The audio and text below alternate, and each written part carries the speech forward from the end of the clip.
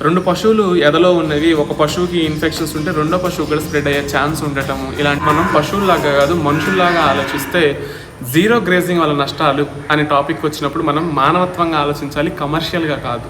ఎందుకంటే 24 గంటలు కట్టేసి ఉంచడం వల్ల ఆ పశువుకి ఈ గొలుసుతోటి 24 గంటలు కట్టేసి ఉంటే వాటి యొక్క ఆలోచన విధానములు కానీ వాటి యొక్క ప్రొడక్టివిటీ కానీ ఎలా ఉంటుంది మీరు గుర్తించవచ్చు.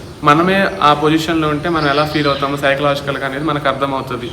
అయితే పశువుని దగ్గరగా కట్టేసి ఉంచడం, ఇరుకిరుకగా షెడ్ మంచి కన్స్ట్రక్షన్ చేసుకోకపోతే బ్యాక్టీరియల్ గ్రోత్ కానీ వైరస్ ఎక్కువగా స్ప్రెడ్ అయ్యే ఛాన్సెస్ ఉంటాయి అన్నమాట. దీనికి ఏదైనా పొదుగువాపు ఉంది, వాళ్ళు వెంటనే పశువులను ఒకదాని ఒకటి పిండుకుంటా వెళ్ళటము, మిల్క్ ఏదైనా లీక్ అవుతున్నాయి ఒకదాని నుంచి ఒకదాన్ని స్ప్రెడ్ అయ్యే అవకాశము జీరో గ్రేజింగ్లో చూస్తూ ఉంటాం అనమాట.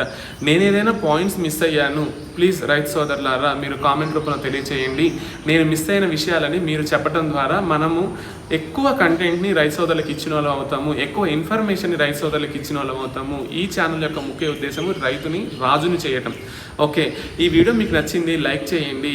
ఈ వీడియో మీద మీ యొక్క ఒపీనియన్ ఏంటి కామెంట్ రూపంలో తెలియచేయండి. మీకు తెలిసిన డైరీ ఫార్మర్స్ ఎవరైనా ఉన్నారు వాళ్ళకి షేర్ చేసే ప్రయత్నం చేయండి. ఈ పేజ్ని ఇప్పటివరకు ఫాలో అవ్వలేదు, ఫాలో అవ్వండి. Thank you.